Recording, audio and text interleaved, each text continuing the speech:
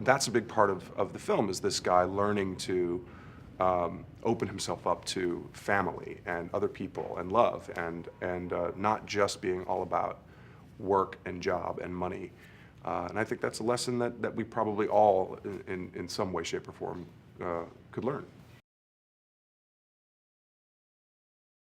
The larger takeaway from it is that you understand a lot more about life, and you understand a lot more about being an adult and being responsible and being a father and being a caring person on the planet, and that's an important lesson to learn. And you know, life's pretty short, and if you just go through it in pursuit of one thing, you've wasted a lot of life on a lot of the best parts of life. And I think that these boys kind of open JB's eye, and Brenda opened JB's eyes to the other side of it. It's definitely not just a baseball film. In fact, baseball is the canvas, it's the backdrop that we play against. But it's a family story. Honestly, it's about a family, about a very untraditional, non-traditional, different kind of family, and that was one of the big things that drew me to it.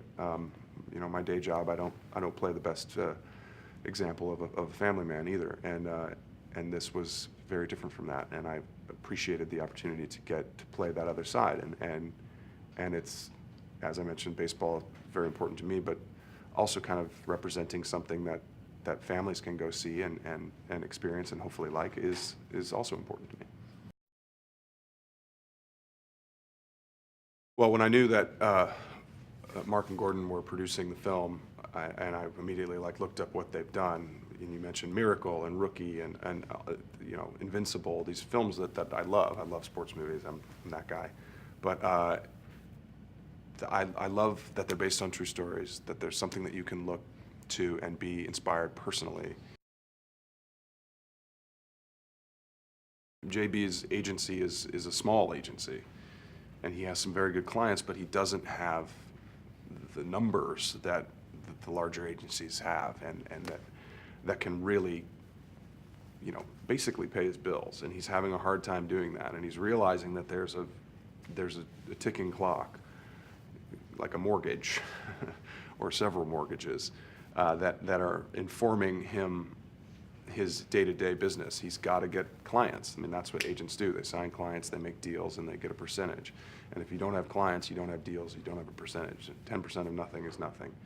And so he needs to get clients.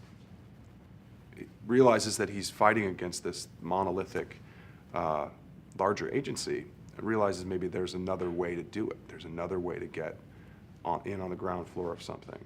And that's the idea that is that's the idea that it turns into $1 Million Arm. Sports have a way of uniting all of us.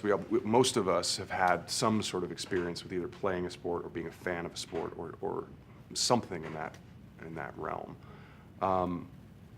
And it's emotional. You get emotionally attached to your team or to your favorite player or to a sport that you maybe excelled in. And that's the thing that we all spark to. When you're faced with what seems to be either an astronomical odds or an impossible situation, finding a way through, solving those problems, and using what you have to overcome obstacles in life. And I think those are some pretty good lessons to take away from any story. I think we all have a version of that where, when presented with what seems like an impossible situation, you have two options: quit or work harder. And I think we all like to think that we would all just work harder and try to overcome difficult situations. And sometimes we do, and sometimes we don't. Sometimes we fail. But failure is part of learning as well. JB fails at the beginning of the film. He doesn't get the client that he wants, and that failure leads him to, you know, spurs him on even more so to find the next thing.